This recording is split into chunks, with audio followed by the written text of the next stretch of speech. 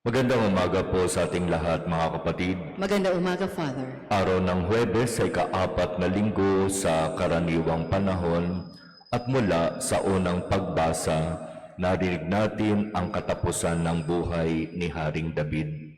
Isang buhay na tunay na naging kalugod-lugod sa Diyos, bagamat may mga pagkakataon na bilang tao, siya rin ay bumagsak sa seryosong kasalanan.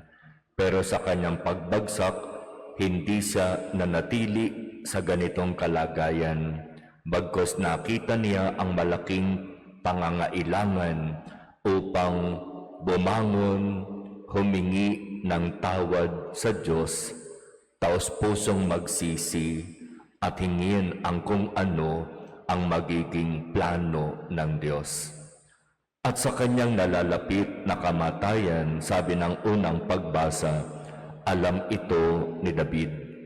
Kaya nagbilin siya sa kung sino sa kanyang mga anak ang nais niyang humalili sa kanya bilang hari. At kung aalamin natin sino ang kanyang pinagbilinan, sabi ng unang pagbasa, si Solomon. Sino ba si Solomon? Nakaka-intrigang malaman na si Solomon ang naging anak ni Haring David kay Bathsheba, yung babaeng nakaakit sa kanya habang siya ay nandoroon sa kanyang bintana at nakita niya itong si Bathsheba na napakaganda habang naliligo sa ibaba ng may palasyo. Sa ating terminolohiya, si Solomon ay parabang tinatawag na anak sa pagkakasala. Pero naging hari ng Israel. Anong ibig sabihin? Hindi tinitignan ng Diyos ang kung ano ang sitwasyon at kalagayan ng tao upang magpatuloy ang kanyang magandang plano para sa tao. Sabi nga, di ba, walang kinalaman ang bata sa pagkakasala ng magulang. Kaya dito sa kwentong ito ni Haring David, makikita natin kung papaanong ang buhay ay dapat ipinagpapatuloy at ang namumuong buhay sa sinapupunan ng isang ina ay hindi dapat ipalaglag o hindi dapat pagdesisyonan na huwag ituloy.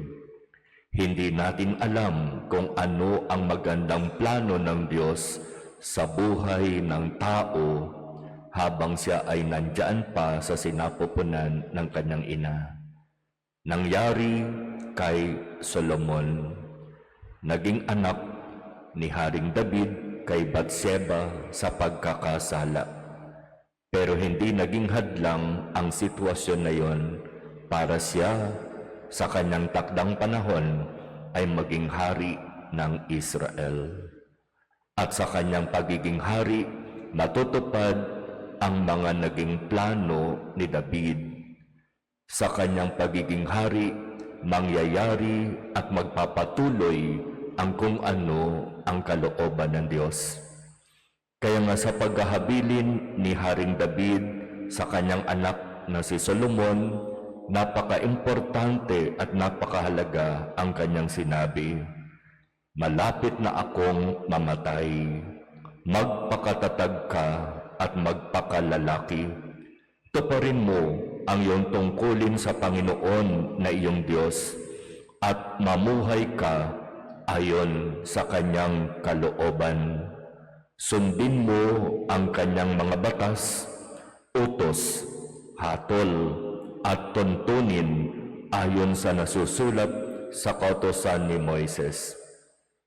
Sa gayon, magtatagumpay ka sa lahat mong gawain at tutuparin ng Panginoon ang pangako niya sa akin. At kung babalikan natin ano ba itong pangako ng Diyos kay David? Kapag ang iyong mga anak at inapo ay nanatiling tapat sa akin at sumunod sa akin ng buong puso at kaluluwa, hindi mapapatid ang iyong lahi sa trono ng Israel. Kaya talagang napakaganda ang plano ng Diyos sa kanyang bayang Israel at mangyayari ang planong ito sa lahi ni Abraham, sa lahi ni David, at kabilang sa lahi ni David ang naging anak ni David at Batseba na ang pangalan ay Solomon, anak sa pagkakasala. Importante ang buhay, kaya huwag nating ilagay sa ating mga kamay at desisyon ang pagpapatuloy o hindi pagpapatuloy sa buhay.